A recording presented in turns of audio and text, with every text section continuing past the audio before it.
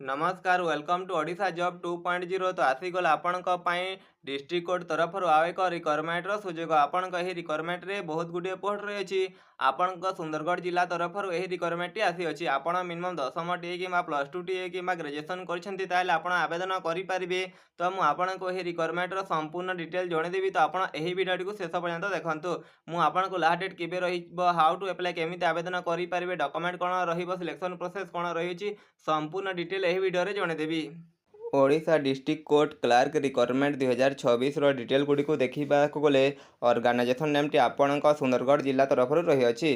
Type of job आपण contractual basis रे रही। Category T Odisha government job रही। नेम ऑफ दी पोस्ट आपण जूनियर क्लार्क कम टाइपिस्ट पोस्ट अच्छी। स्टेनोग्राफर ग्रेड 3 पोस्ट अच्छी और आमिन पोस्ट रही। एप्लिकेशन मोड आप ऑफलाइन माध्यम स्पीड पोस्ट कि रजिस्टर माध्यम आवेदन करेंगे। Who can apply all Odisha candidate आप आवेदन टी करेंगे। प्लेस ऑफ द पोस्टिंग आपण ओडिशार सुंदरगढ़ जिले में ही आपण पोस्टिंग एप्लाई लास्ट डेट आपण 13 जुलाई 2024 लास्ट डेट रही।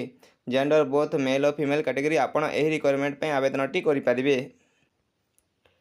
एजुकेशनल क्वालिफिकेशन गुड़ी को देखा गले आपण जूनियर क्लार्क कम टाइपिस्ट पोस्ट रे आप ग्रेजुएशन टे करेंगे जेकोसी रिकग्नाइजेशन यूनिवर्सिटी आप आवेदन करेंगे। सहित आप DCA diploma in computer application course T करेंगे आप आवेदन टी करेंगे। स्टेनोग्राफर ग्रेड 3 आप ग्रेजुएशन टे करेंगे जेकोसी रिकग्नाइजेशन यूनिवर्सिटी सहित आप diploma in computer application computer course T करेंगे आप आवेदन करेंगे। और आपण मिनिमम टाइपिंग स्पीड आपण 80 वर्ड पर मिनिट होगा दरकार कि सर्ट हैंड रे आपण 40 वर्ड पर मिनिट होगा दरकार।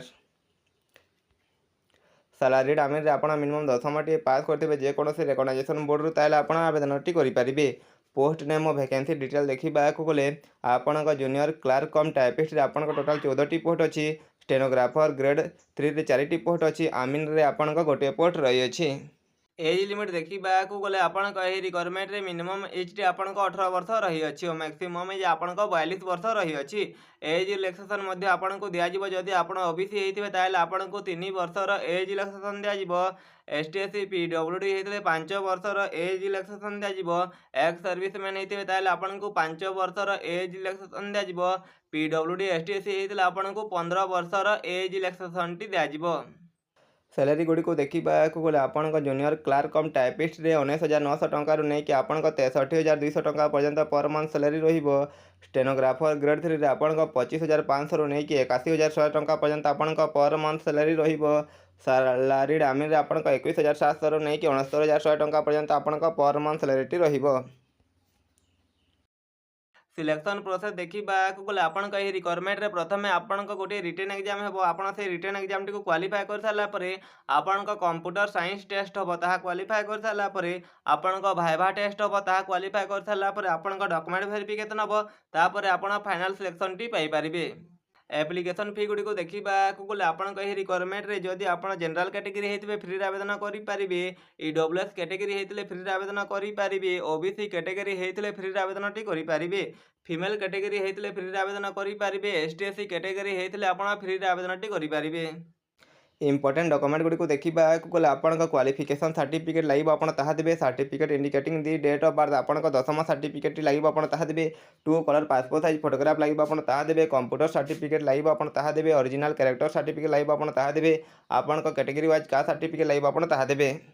इंपोर्टेंट डेट गुड़ी को देखा गले आप एप्लाई टी ऑलरेडी स्टार्ट होती। लास्ट डेट आप 13 जुलाई 2024 रही। तो आप 13 जुलाई पर्यंत आवेदन टी करके सिलेक्शन टी नहीं पारे। यही requirement official PDF link T Telegram group रे अपलोड करदेवी। तो आप डिस्क्रिप्शन टी को विजिट करके टेलीग्राम ग्रुप टी को जॉइन करने। जॉइन कर सारा पर आप ऑफिशियल नोटिफिकेशन PDF टी को डाउनलोड करके आप आवेदन टी करेंगे। आपन को ये वीडियो रे किछि इनफॉरमेशन मिली थो ताल आपण ए वीडियो टी को लाइक करके आम चैनल को सब्सक्राइब करदेवे। एमिति जॉब रिलेटेड वीडियो देखिबा पई रहउची। धन्यवाद।